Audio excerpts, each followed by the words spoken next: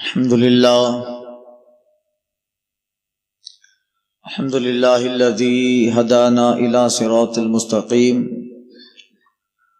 وجعل لنا التوفيق خير رفيق والصلاة والسلام على أصحابه أصحاب الهدى والتحقيق أما بعد فأعوذ بالله من الشيطان الرجيم بسم الله الرحمن الرحيم ألم يأت للذين آمنوا أن تخشع قلوبهم لذكر الله صدق الله وصدق رسوله النبي الأمين الكريم ونحن على ذلك لمن الشاهدين والشاكرين والحمد لله رب العالمين۔ بارگاہ رحمت للعالمین طہ و یاسین، مزمل و مدثر فخر عالم و آدم و بنی آدم، مرکز عقیدت ختمی مرتبت مصطفیٰ جان رحمت، سید المرسلین شفیع المذنبین انیس الغریبین طہ و یاسین حضور احمد مجتبیٰ محمد المصطفیٰ صلی اللہ علیہ وسلم میں درود مقدس کا نذرانہ پیش کریں۔ پڑھیں اللہم صلی اللہ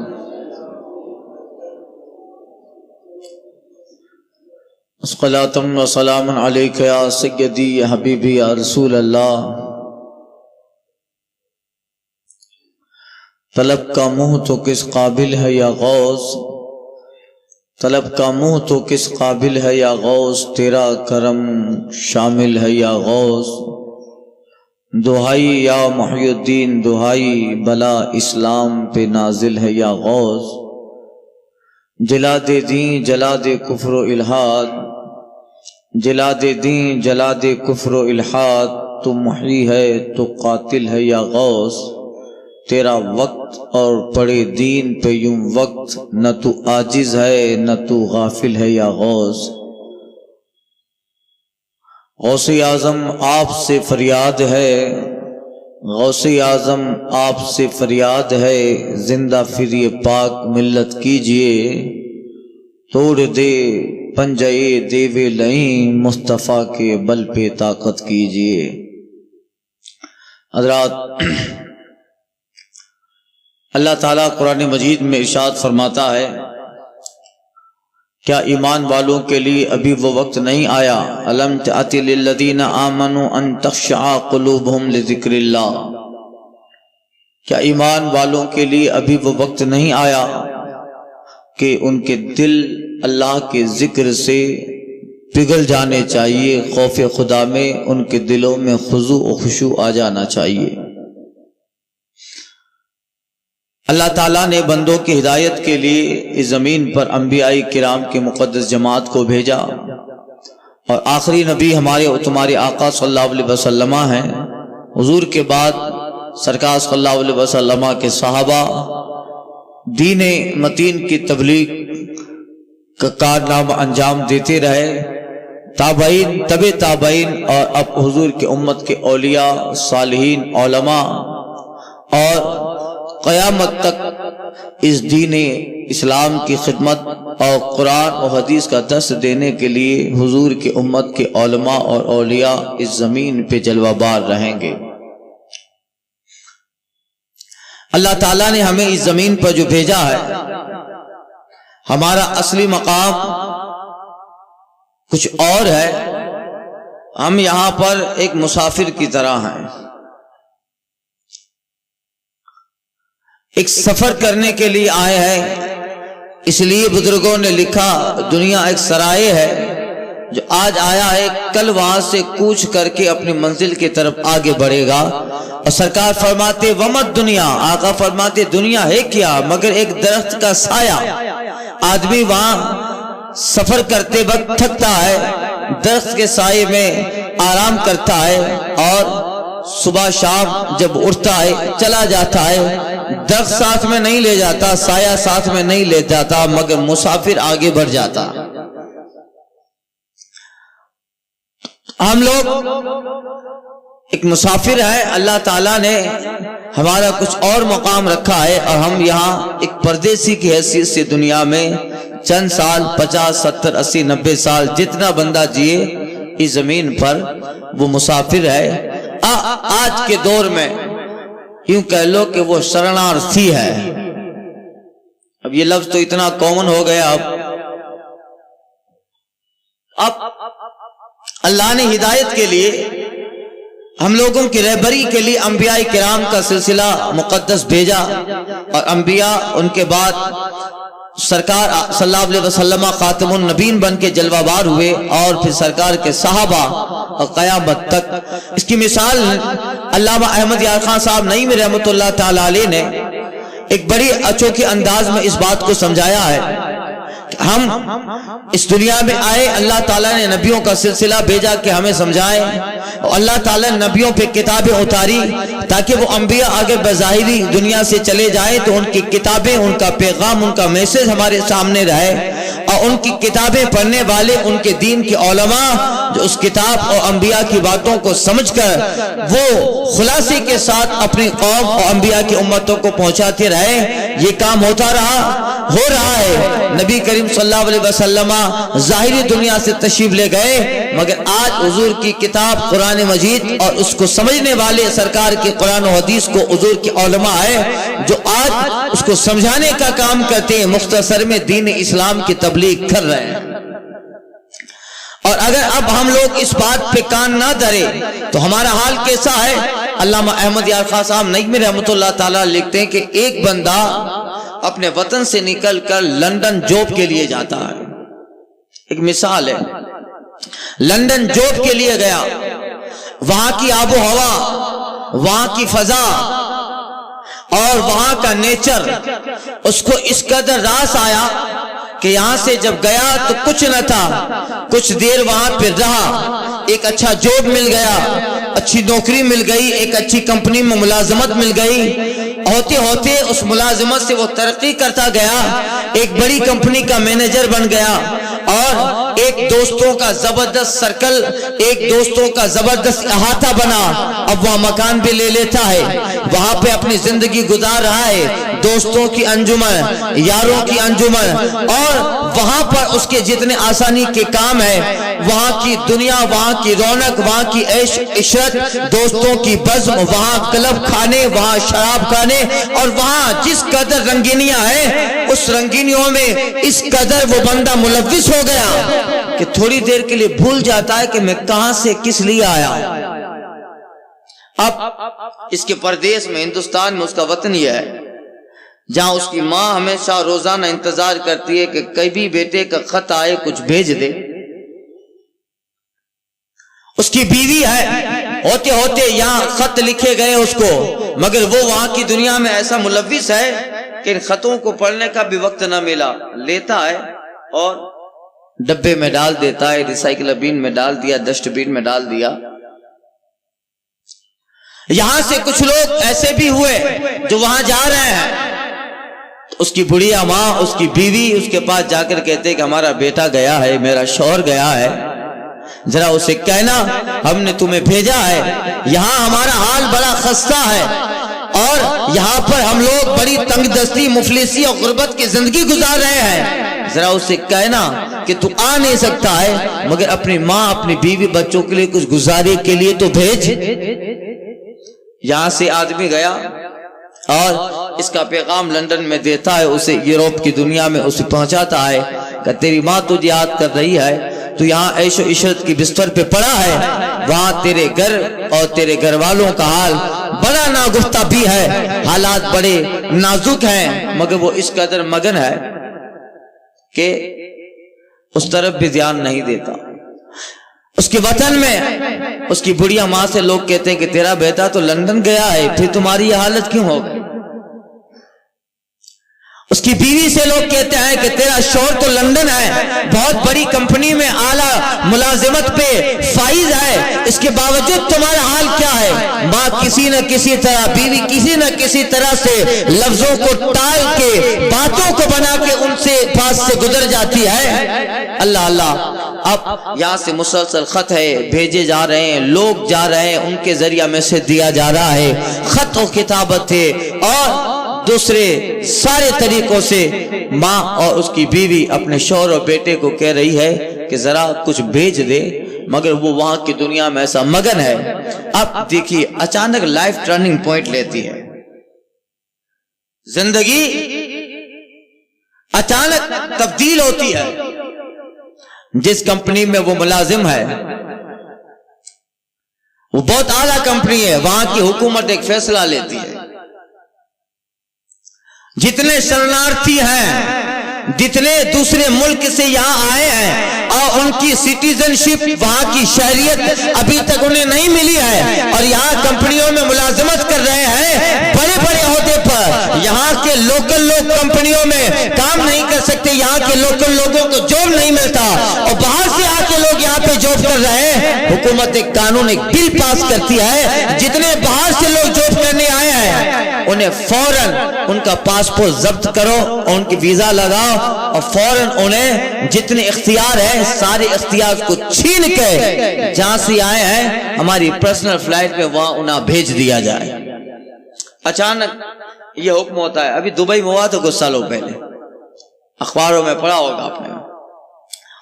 اب یہ حکم آیا اور اس حکم پر اتنا عمل ہوا کہ اب نکالو ان لوگوں کو، جس کمپنی میں وہ ملازم ہے، کمپنی کا مالک آ کر کہتا ہے اب آپ یہاں کام نہیں کر سکتے، اگر آپ یہاں ہیں اس کی خبر حکومت کو مل گئی تو میرا یہ پورا کارخانہ، یہ کمپنی بھی کسی نہ کسی طریقے سے زد میں آئے گی۔ فوراً کمپنی سے اتار دیا گیا، اور کمپنی کی طرف سے جو مکان، جو جائیداد اور جو گاڑی اور جس قدر اس کی آشائش سے کمپنی کی طرف سے اسے ملی تھی، ان ساری آشائش اور سارے حقوق کو، ان سارے رائٹس کو ایک بار کی چھین لیا گیا۔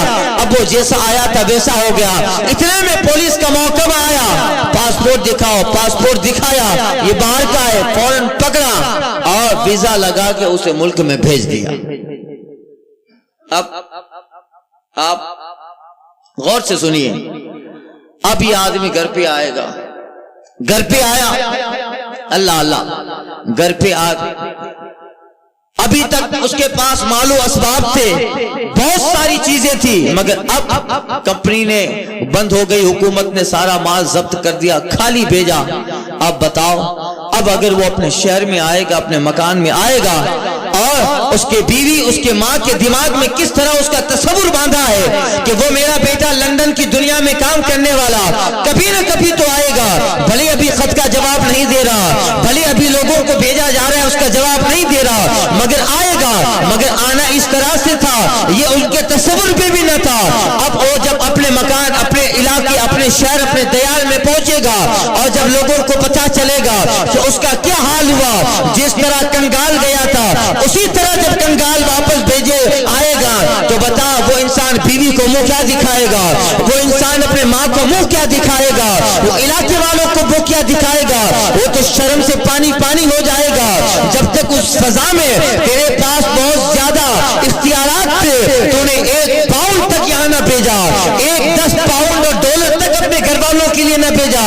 جب بڑی کمپنی کے لاکھوں کا حساب اور ٹنوں کا حساب تیرے پاس تھا اور تیرا موٹا بینک بیلنس تھا، اگر وہ پیسہ آج بھیج دیتا تو آج اس کنگال کی طرح نہ آتا، اور اتنے زمانے میں تیری ماں کا خط ہونا، تیری ماں یہاں کسی کو بھیجتی تھی جو وہاں آتا تھا، سارے پیغام تمہارے پاس آتے، مگر تو ذرا برابر ان پیغام کی طرف دھیان نہ دیتا تھا۔ اب جب دیوالیہ ہو گیا کمپنی کا، یا حکومت نے ایک بل پاس کر کے تمہیں پھر کنگال بنا کے اپنے ملک میں بھیجا ہے، اب بتاؤ وہ انسان اگر ذرا بھی شرم و حیا رکھتا ہے، لوگوں کے تانے برداشت نہ کرے گا، لوگوں کے تشنیع برداشت نہ کرے گا، اور ماں اور اس کی بیویوں نے جس قدر اس کے تعلق سے امیدوں کے پہاڑ باندھے تھے، جیسا گیا تھا ویسا ہی آیا ہے، تو بتاؤ اس انسان کی شرم اور اس انسان کا حال کیسا ہوگا، اس کا وہ تصور کر سکتا ہے۔ بیوی بھی کہے گی کہ جب اختیارات تھے تب منہ تک نہ دیا، اور جب سب کچھ تھا ہمارے خط کا جواب تک نہ دیا، اب جب سب ختم ہو گیا، جیسے گئے تھے ایسے آئے ہو، تو بھی جانے کا مطلب کیا؟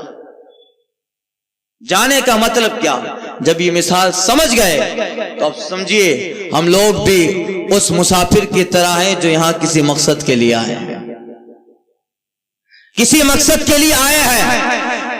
ہمارے پاس اللہ تعالیٰ نے نبیوں کو بھیجا، وہ بار بار ہمیں پیغام دے رہے ہیں کہ تمہیں کسی اور جگہ جانا ہے، یا تو تم شرنارتھی ہو، مہاجر ہو، مسافر ہو، تمہارا اصلی مکان کچھ اور ہے۔ انبیاء آتے رہے، رسولان اعظام آتے رہے، ہمیں بار بار اپنا اصلی وطن یاد دلاتے رہے کہ یہاں کی فضا میں آب و ہوا میں گھل کر، یہاں جس طرح وہ صاحب لندن کی آب و ہوا میں مست ہو گیا تھا، تم دنیا کی آب و ہوا میں مست نہ ہو جانا، تمہیں آخر اپنے اصلی وطن کی طرف لوٹ کے جانا ہے۔ اس پیغام کو دماغ میں تازہ رکھنے کے لیے اللہ نے نبیوں کا مقدس سلسلہ بھیجا، جناب آدم سے لے کر عیسیٰ بن مریم تک انبیاء آتے رہے، بندوں کو اپنا اصلی مقام یاد دلاتے رہے، اپنی اصلی جگہ ڈگر یاد دلاتے رہے۔ اور جب انبیاء چلے گئے، ان کی کتابیں ایک خط کی شکل میں آئی، ہمارے پیغمبر آئے نبی آخر الزمان صلی اللہ علیہ وسلم، انہوں نے بتایا۔ حضور جب ظاہری دنیا سے پردہ فرما گئے،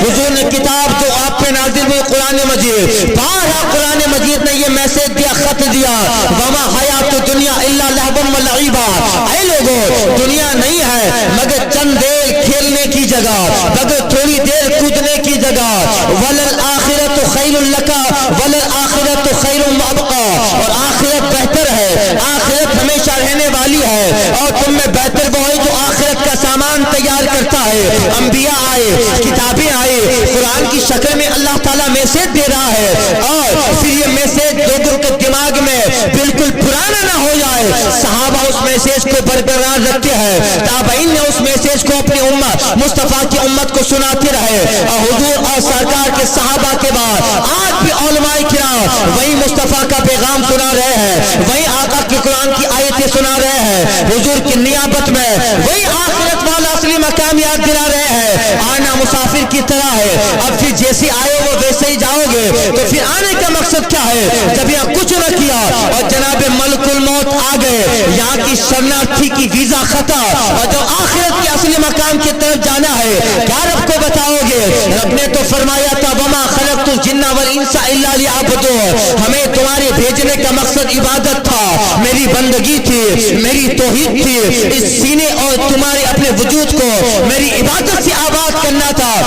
بتا اتنے سال تک تو رہا، آخر کیا لے کے آیا ہے؟ جیسا آیا تھا گیا تھا ویسا ہی آیا ہے، تو بندہ اس وقت شرم سے پانی پانی ہوگا، مگر ایک بندہ وہ ہوگا، مولا تو نے دنیا میں بھیجا تھا اور تو نے اپنے محبوب کے ذریعہ مجھے قانون بتایا تھا، وما خلقت الجن والانس الا لیعبدون، عبادت کرنے کا مقصد دنیا میں آنا، تیری توحید پرستی دنیا کا مقصد ہے، تیرے محبوب کی رسالت دنیا کا مقصد ہے، اور یہ سر تیری بارگاہ میں جھکا رہے، تیرے قانون، تیری آئین اور تیرے قرآن کے احکام پہ عمل ہوتے رہے۔ مولا جب تک دنیا میں رہا، آخرت کا مقام نہ بھولا، اپنی اصلی منزل کو نہ بھولا، وہاں عبادت بھی کرتا تھا، بندگی بھی کرتا تھا، تیری بارگاہ میں سر پر سجود رہتا تھا۔ مولا تو نے خالی بھیجا تھا، مگر عمل کا بہت بڑا کوٹا لے کے آیا ہو، عمل کا خزانہ لے کے آیا ہو، وہ بندہ اللہ کی بارگاہ میں سرخرو ہوگا، اللہ اس سے سوال کرتا رہے گا، اور وہ بندہ دنیا کی عبادتیں اب کے سوال میں پیش کرتا رہے گا۔ اب وہاں دنیا سے ایک مسافر کی طرح ہے، وہاں جانا ہے، اس لیے اگر آخرت کے اناسی کی فکر کرو تو دنیا کے اناسی کی فکر نہ رہے گی۔ یاد رکھیے دنیا کے اگر پاپولیشن لسٹ میں نام نہیں آتا تو پھر پریشان ہو گیا پورا ہندوستان، کہ اب کیا ہوگا؟ ذرا کبھی سوچا ہے آخرت کی ایک لسٹ ہے جس کو فرشتوں نے تیار کیا حکم الہی سے، اگر وہاں کی لسٹ میں ہمارا نام غیر معروف لوگوں میں ہوگا، یہ آخرت کو یاد کرنے والا نہ تھا، یہ خدا کے قرب والا نہ تھا، اگر وہاں کی NRC سے نام نکل گیا، یاد رکھیے یہاں کا حکومت کا قانون تو پردرشن کے بعد بدل سکتا ہے، مگر اللہ کا قانون اٹل ہے، اللہ کا فیصلہ اٹل ہے، اس لیے دنیا کا فکر کرو، اس میں کوئی مذائقہ نہیں ہے، مگر پہلے یہ فکر کرو میری ایک بک ریزرویشن میرا آخرت کا بھی ہے، میری ایک سیٹ آخرت میں بھی رکھی جانی ہے، میرا سی ہے، میرا وہاں کا سٹیزن شپ ہے، میں وہیں سے آیا ہوں، میرا اصل مقام وہی ہے، اس لیے میں اپنے وطن میں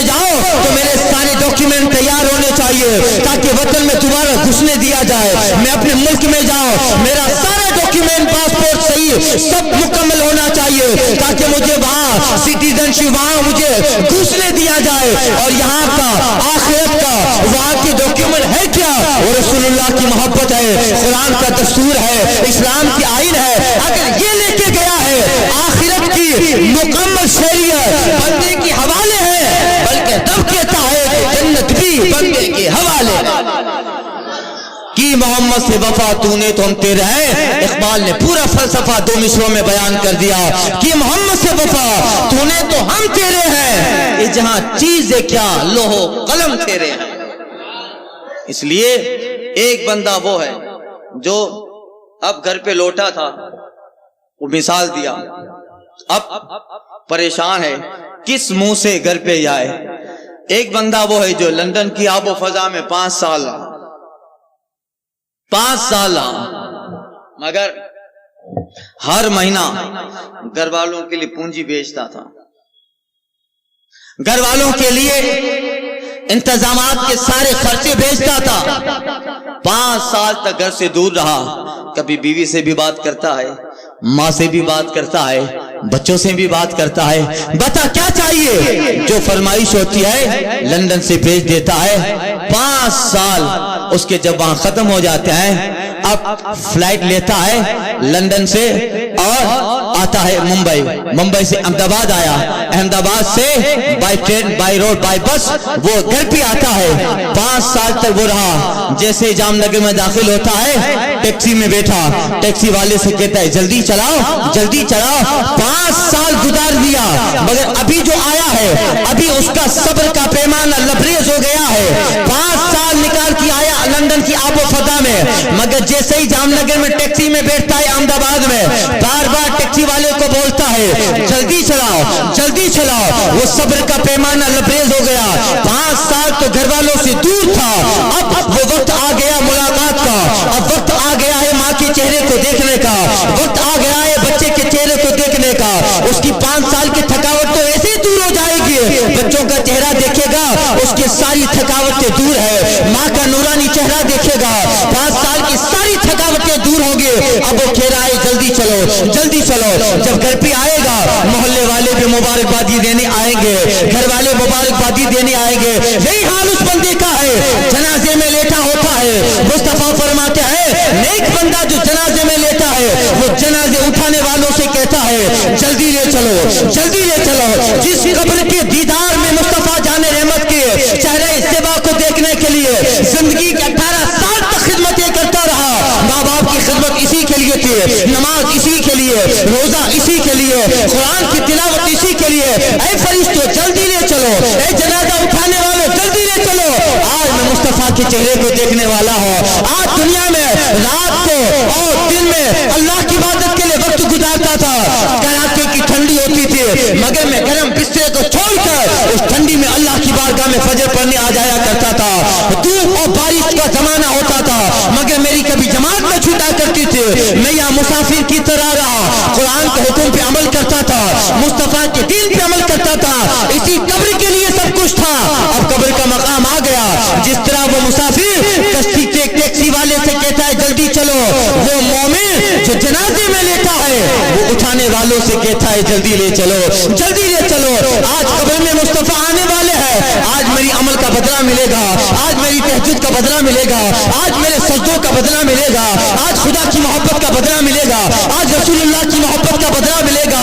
रात में कड़ाके की ठंडी को बर्दाश्त करके, ठंडे पानी से वुजू करके जो मस्जिद के मुसल्ले, मस्जिद की चटाइयों पर सरबत सजदा रहता था, आज वो सारी बरकतें मेरे कब्र में आने वाली है, आज सारी रहमतें मेरी कब्र में आने वाली है। बारिश और धूप के जमाने को एक तरफ रखकर मैं अल्लाह की बारगाह में उसकी आवाज पर लबैक कहता चला जाता था। न कभी खुदा के कानून के खिलाफ काम किया। आज दुनिया के 70 साल की मेरी मेहनतें आज कब्र में रंग लाने वाली है। ऐ जनाजा उठाने वालों जल्दी ले चलो, आज आमीना का लाल आने वाला है, आज मुख्तारे दो आलम आने वाला है। आज कफन में फूले न समाएंगी आसी है शबे गौर उस गौर से मुलाकात की लाल। आज मुस्तफा आएंगे, इमाम अहले सुन्नत की याद आ रही है। आला हज़रत फरमाते हैं कब्र में लहराएंगे तहज्जुद चश्मे नूर के, जलवा फरमा होगी जब तलत रसूलुल्लाह।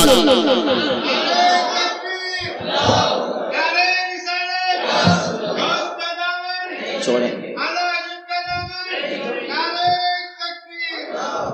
اس لیے دو طرح کے شرنارتھی ہیں، مسافر ہیں، فیصلہ ہمیں کرنا ہے ہم کس طرح جانا تو ویسے بھی ہے مگر مجرم کی طرح جاؤ اس سے بہتر ہے کہ مہمان کی طرح جایا جائے، بلایا جائے، پھر دیکھیے انعام و اکرام اللہ تعالیٰ کیسے دروازے کھولتا ہے۔ اس لیے فکر نہ کریں کہ کیا کیا انعام آنے والا ہے، بے شک آپ اپنے اعتبار سے دنیا آباد کرنے کے لیے یہ ساری فکر ایک اعتبار سے ضروری بھی ہے اور دنیا میں رہنے کے لیے یہ ساری چنتا بھی ہے، مگر اصل فکر آخرت کی ہو، اصل فکر قبر کی ہو کہ وہاں ایناسی میں نام غائب رہے گا تو پھر کوئی بچانے والا نہیں ہے۔ اس لیے یہاں رہ کر آخرت کی سیٹ کو ریزرو کرو، قبر کی سیٹ کو ریزرو کرو، آخرت کی فکر کرو۔ مصطفیٰ کہتے ہیں الدنیا مزرع الآخرہ، دنیا آخرت کی کھیتی ہے، یا محنت سے ہل چلاؤ یا مشقت سے ہل چلاؤ، یا عبادت اللہ کی بندگی ریاضت اس کے قانون اس کے نبی کی سیرت میں لگ جاؤ،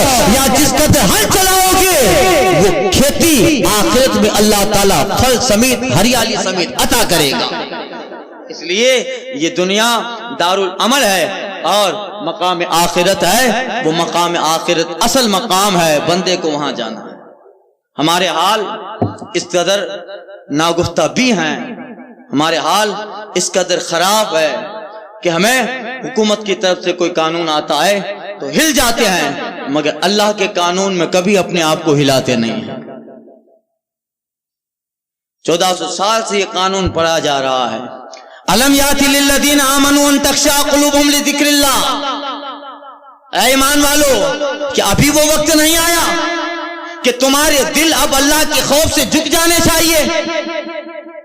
اب کس وقت کا انتظار کر رہے ہو جب دنیا دشمن تلوار لے کے سر پہ کھڑا ہے، تمہارے مذہب کو بھی ٹارگیٹ کر رہا ہے، تمہاری پرسنالٹی کو ٹارگیٹ کر رہا ہے، تمہارے مدرسے تمہاری مسجدیں ٹارگیٹ ہے، اور تم ہو کہ نہ مسجد کی آباد کرنے کی فکر ہے نہ دین آباد کرنے کی فکر ہے۔ اب کون سا وقت آنے والا ہے جب تمہارے دل میں خوف خدا آئے اور تمہارا دل پگھل جائے؟ یہی وقت ہے جب ساری دنیا دین اور مسلمان اور اسلام پر تلواریں لے کر مسجد مدرسوں پر تلواریں لے کے کھڑی ہے۔ یہ وقت ہے مسلمان تیرا دل پگھل جائے، تو آ اپنی ایک سیٹ تو مسجد میں بک کرا۔ میرا دعویٰ ہے جس کی مسجد میں سیٹ بک رہے گی اللہ اس کے لیے ہر جگہ پہ راستہ بناتا جائے گا۔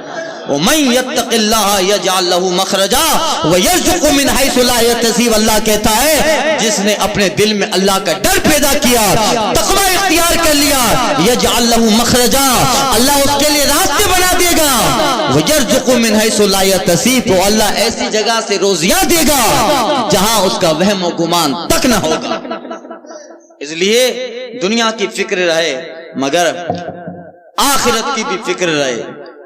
حضرت فضیل بن عیاض رضی اللہ تعالیٰ اتنے بڑے بزرگ ہیں کہ غوث اعظم کے پیروں میں جن کا نام آتا ہے، حضرت فضیل بن عیاض ان کے تعلق سے ہے کہ وہ ڈاکہ زنی کرتے تھے، پہاڑوں میں پہاڑی علاقوں میں بیٹھ کر جانے والے قافلوں کو روک لیا کرتے، لوٹ لیتے تھے۔ اللہ اللہ ایک دن اپنے ڈاکوؤں سمیت اپنے ساتھیوں سمیت جا رہے تھے، ایک قافلے کو لوٹا تھا اور لوٹ کر اپنے مقام پر پہاڑی پہ جہاں انہوں نے اپنے بسیرے بنائے تھے وہاں جا ہی رہے تھے، رستے میں کاغذ کا ٹکڑا پڑا تھا، اس کاغذ کے ٹکڑے میں یہی آیت کریمہ لکھی تھی، الم یاتی للذین آمنوا ان تخشع قلوبہم لذکر اللہ، اے فضیل کہ ابھی وہ وقت نہیں آیا کہ تیرے دل تمہارے قلوب تمہارے دل اللہ کی یاد میں جھک جانے چاہیے۔ کبھی کبھی تھوڑی سی بات بھی بڑی نصیحت آمیز اور بڑا کام کر جاتی ہے۔ طوفان نور لانے سے چشم فائدہ تو بوند کافی اگر اثر کرے۔ یہ آیت پر جناب فضیل بن عیاض کی نظر پڑتی ہے، دل میں خوف خدا آیا، اپنے بسیروں پہ گئے، اپنے ڈاکوؤں سے اپنے ساتھیوں سے کہا لوگوں کب تک یہ چیزیں کرتے رہیں گے کہ ہمیں اللہ کے پاس نہیں جانا، زندگی کی آدھے حصے کو تو ہم نے اسی طرح گناہوں میں لوگوں کے مال کو لوٹنے میں لوگوں کے اسباب کو لوٹنے میں گوا دیا، اب اللہ کی طرف کب آئیں گے؟ یہ آیت کریمہ جو کسی جگہ کاغذ پہ لکھی ہوئی پڑھی ہے، یہ ایسے ہی نہیں پڑھی ہے، جنگل میں آیت کریمہ کہاں جانب لا اشارہ ہے، من جانب لا تھوٹ ہے، انڈیکیٹر دیا جا رہا ہے۔ اے فضیل کب تک جنگلوں میں لوگوں کی ڈاکہ زنی کرتے رہو گے؟ اب وقت آیا ہے اس پہاڑی علاقوں کو ڈاکہ زنی سے نہیں خانقاہوں سے آباد کرو، حق کی آوازوں سے آباد کرو۔ اتنا کہنا تھا۔ حضرت فضیل توبہ کرتے ہیں اور اپنے ساتھیوں سے کہتے جاؤ میں تمہیں اجازت دیتا ہوں، تمہیں جو کرنا ہے کرو۔ ساتھیوں کے مقدر میں بھی اللہ نے توبہ لکھی ہے۔ ساتھی کہتے ہیں فضیل جب ڈاکہ زنی میں ہمارا سردار تھا تو توبہ کرنے میں بھی ہمارا سردار ہے۔ سب نے توبہ کی اور خوف خدا، اطاعت الہی، فرمان مصطفیٰ میں لگ جاتے ہیں۔ مختصر سا وقت گزرے نہیں پاتا ہے، اللہ سارے لوگوں کو وقت کے اولیاء میں شامل فرما دیتا۔ فضیل بن عیاض اتنے بڑے ولی بنتے ہیں، آپ کو تعجب ہوگا کہ غوث پاک کے پیروں میں حضرت فضیل بن عیاض کا نام آ رہا ہے۔ اتنے بڑے بزرگ بن گئے، اور وہ آبادی، وہ علاقہ پہاڑوں کا جہاں پہ مستیاں و مذاق ہوا کرتا تھا، اور وہاں پر لوگوں کے لوٹنے کے قافلے کو لوٹنے کی پلاننگ ہوا کرتی تھی، وہی خانقاہ بنائی۔ اب اس آبادی میں جنگل کو منگل بنایا، اب وہاں مسجدیں ہو گئی، مدرسے ہو گئے، خانقاہ بنائی گئی، اور اسی فضا میں حق ہو اور نعرہ تکبیر کے نعرے گونجنے لگے۔